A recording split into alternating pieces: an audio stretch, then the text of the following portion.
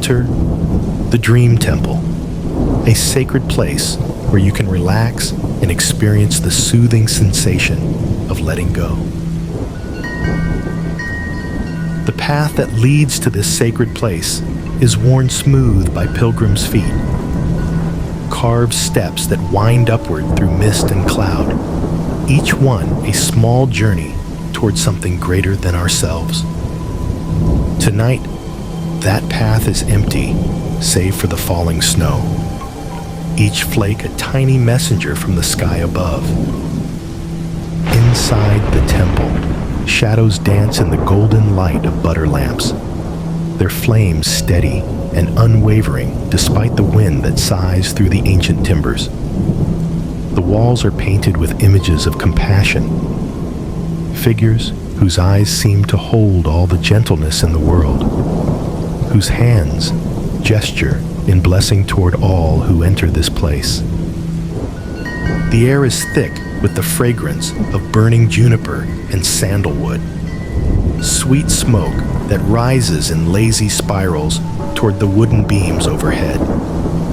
Each breath brings with it a sense of peace that settles deep in the chest, deep in the bones, a feeling of coming home to a place you've never been but have always known. A single monk sits in the center of this sacred space. His form is small against the vastness of the temple, yet he seems to fill it with his presence. His burgundy robes fall around him like water, like the petals of some enormous flower.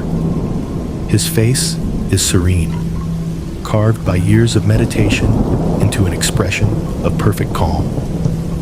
The wooden floor beneath him has been polished by centuries of prayer, smooth planks that creak softly when the wind moves through the temple, a gentle music that mingles with the distant sound of bells. Outside, the storm grows stronger, but here in this place of refuge, there is only peace. The monk's breathing is slow and deep, each inhalation drawing in the sacred air of the mountain, each exhalation releasing whatever troubles might have followed him to this place. His hands rest in his lap, fingers curved in the mudra of meditation, palms turned upward like empty bowls waiting to be filled.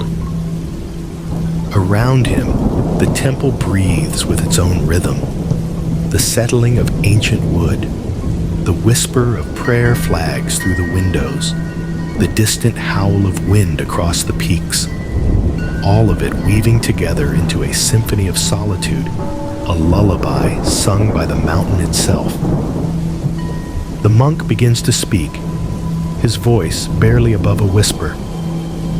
Words that have been spoken in this place since the temple was young, since the first seeker climbed the winding path to find what waits beyond the world below.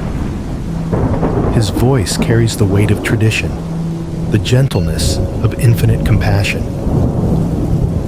In this place of silence, he whispers, where the sky touches the earth and time moves like honey, we find what we have always been seeking, not in the noise of the world below, but in the stillness that lives at the heart of all things.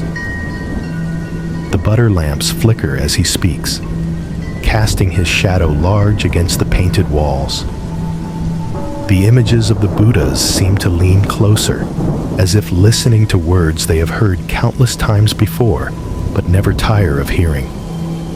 The temple itself seems to gather around his voice, embracing it, amplifying it into something larger than sound.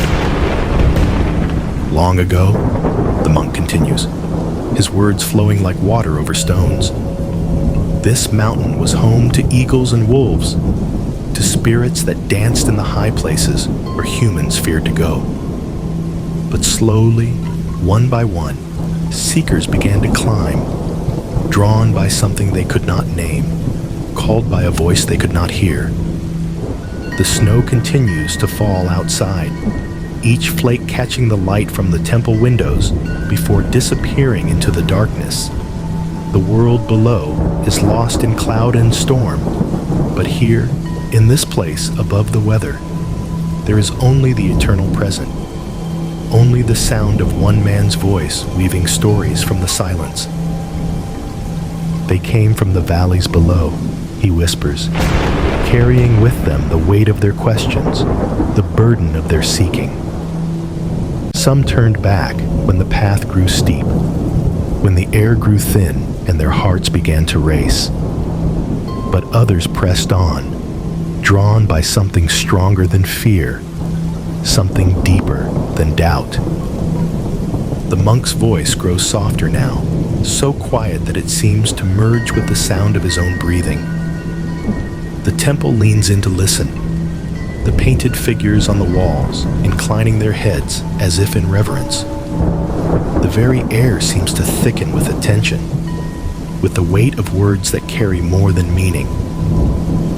And when they reach this place, he continues, when they stood where we sit now and looked out at the world spread below them like a map of dreams, they understood that they had been climbing not toward something, but away from something, away from the noise that drowns out silence, away from the movement that obscures stillness. The butter lamps burn lower now, their flames steady but smaller. The shadows they cast grow longer, reaching across the temple floor like fingers of darkness. But there is no fear in this darkness, only a sense of being embraced, of being held by something vast and gentle and utterly safe. One by one, they learn to sit as we sit now, the monk whispers, to breathe as we breathe now, to let their thoughts settle like sediment in still water, to let their hearts slow to match the rhythm of the mountain itself. And in that stillness, they found what they had been seeking all along. His voice grows even quieter now, so soft that it seems to come not from his lips, but from the air itself. The words begin to take on a different quality, less like speech and more like music, less like meaning and more like rhythm. The temple around him seems to pulse with each syllable, breathing in perfect time with his words. They found that peace is not the absence of storm, he breathes, but the stillness at the center of the storm. They found that silence is not the absence of sound, but the space between sounds. They found that home is not a place you go to, but a place you carry within you, always. The wind outside grows stronger, rattling the prayer flags, sighing through the gaps in the ancient stones. But inside the temple, the air is perfectly still, held in the cup of the monk's voice, suspended in the amber of his words.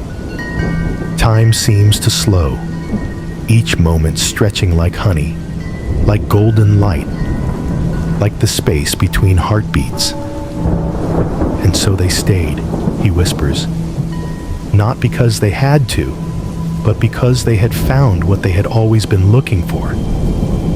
They stayed to tend the lamps, to keep the silence, to offer their voices to the great prayer that rises from this place like incense, like snow, like the breath of the mountain itself. The monk's words begin to change now, shifting from the familiar sounds of his native tongue into something older, something that seems to rise from the stones themselves. His voice takes on the rhythm of ancient chant, the cadence of prayers that have been spoken here since the temple was young. The transition is seamless, like stepping from one room into another, like crossing a threshold between worlds.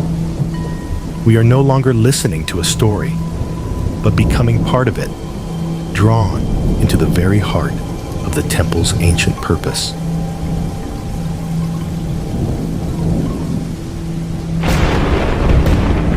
The sacred syllables flow from his lips like water, like wind, like the eternal rhythm of breath itself. Each repetition sinks deeper into the silence, becomes part of the temple's own breathing, part of the mountain's ancient song.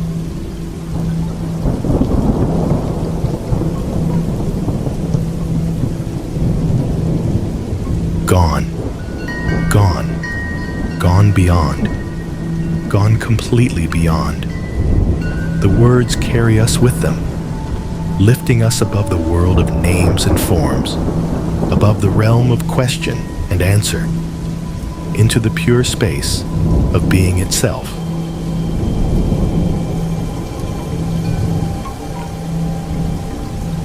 The syllables roll like distant thunder, like the sound of snow falling on snow, like the whisper of wind through prayer flags. Each sound contains within it the essence of compassion, the heart of wisdom, the very soul of the mountain itself.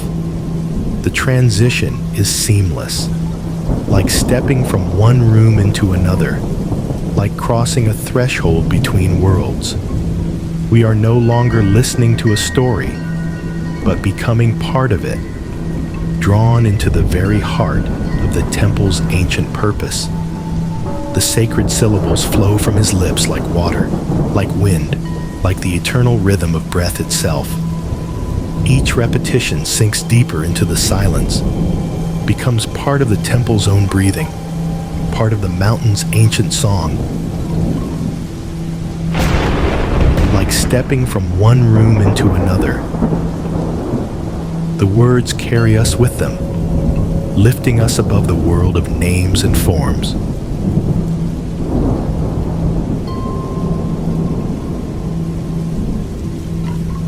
The syllables roll like distant thunder, like the sound of snow falling on snow, like the whisper of wind through prayer flags.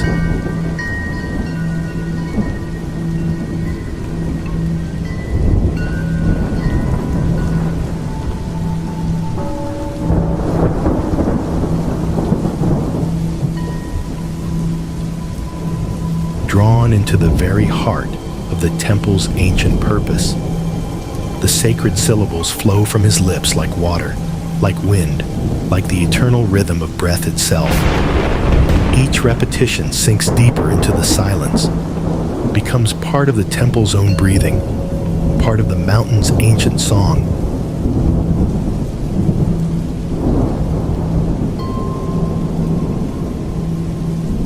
The words carry us with them, lifting us above the world of names and forms, above the realm of question and answer, into the pure space of being itself. The syllables roll like distant thunder, like the sound of snow falling on snow, like the whisper of wind through prayer flags. Each sound contains within it the essence of compassion, the heart of wisdom, the very soul of the mountain itself.